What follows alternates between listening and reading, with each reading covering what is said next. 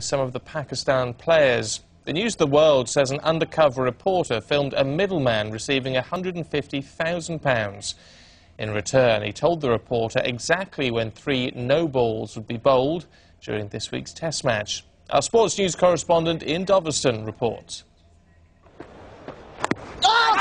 England celebrate inflicting a heavy defeat, but defeat for Pakistan was the least of their woes. Rather muted celebrations.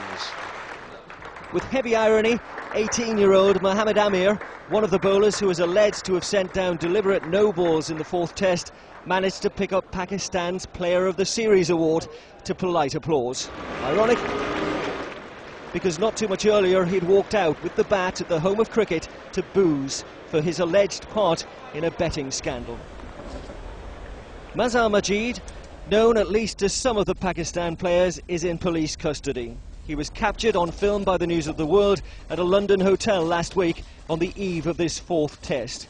He was counting out £140,000, money which, according to the newspaper, he took in return for fixing elements of the game in collusion with select players. For the cash, he makes very specific predictions. The first ball of the 3rd over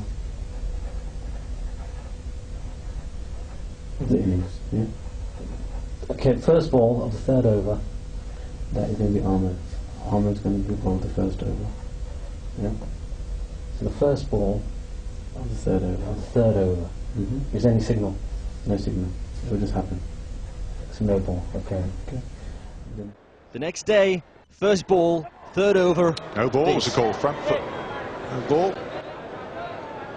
Oh, it's a big no ball. Maybe he's finding it a little difficult because of the wet patches. Then the 10th, the last ball, 6th ball of the 10th over. Last ball of the 10th over. And this was the last ball of the 10th over. The bowler's foot in front of the crease as he bowls a no ball. Seen a couple of biggish no balls actually. One from Amir. He was over that front line by a good half a foot or so. A week earlier, on August the 19th, Majid had met reporters to receive what their newspaper claims was a £10,000 down payment. Pakistan's captain was forced to defend his team. These are just allegations, and anybody can stand out and say anything about you. Doesn't make them true. So you're saying that they are false? Of course, they are allegations. Involving you personally, you're saying they are false? They include quite a few people, and they're still ongoing, and we'll see what happens. England's hope is that cricket's image can be restored. I've never heard anything involving an England team before.